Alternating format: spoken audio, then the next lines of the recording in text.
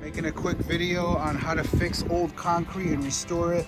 There was rebar exposed on this. When we flipped it over, some of them had little cracks in them, but these ones were solid.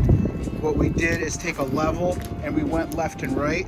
If I had a video of this before, there was a big hump right in the center right here, and it was coming up probably about 3 inches right there. So what we did is we pulled it up. We put some gravel down there. You can see all the little stones we put in. We're mixing up cement bags using the S-type. Let me show people what kind we're using, the mortar. It says mortar S. It's a fine sandy looking thing. Rocks in. That way we got it level. What we're doing is setting the block down, making sure it's level and flush, and we're playing off these. That way it looks nice and pretty, and when we're done, we're gonna use that brush to just scrape it. I'm gonna keep taking video of this as we go on. Hopefully you guys can learn something from this and make it look new without wasting thousands of dollars. I think we got 50 bucks in this maybe in material. This is what it looked like here, and even worse up in the front. And this is, you can see how it's coming right now. It looks just nice and smooth. It's gonna look like a brand new sheet of concrete when we're done with this, and all for nothing, a little bit of labor. Mix up your cement. Make sure to have an animal like this working, made of steel. No wusses.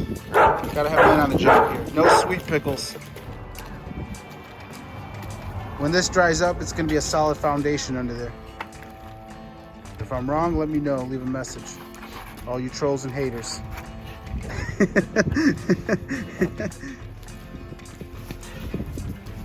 Look at that. Would you just look at it? Oh, would you just look at it? Why did that get so popular?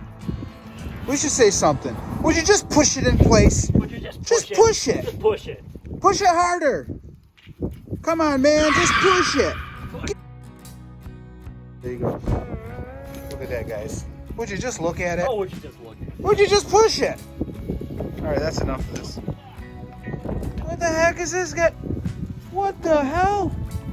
All right, just flipping these over. You guys can see we're flipping the upside down part on it. Hopefully, if you try this, that the underside of your cement blocks looks as good as this does. If not, you might have to put about 1 inch or 2 of cement and go over it. Look at this guy. He's solid muscle. He's a freaking beast. Oh, you're gonna shatter the ones we're gonna move over? All right.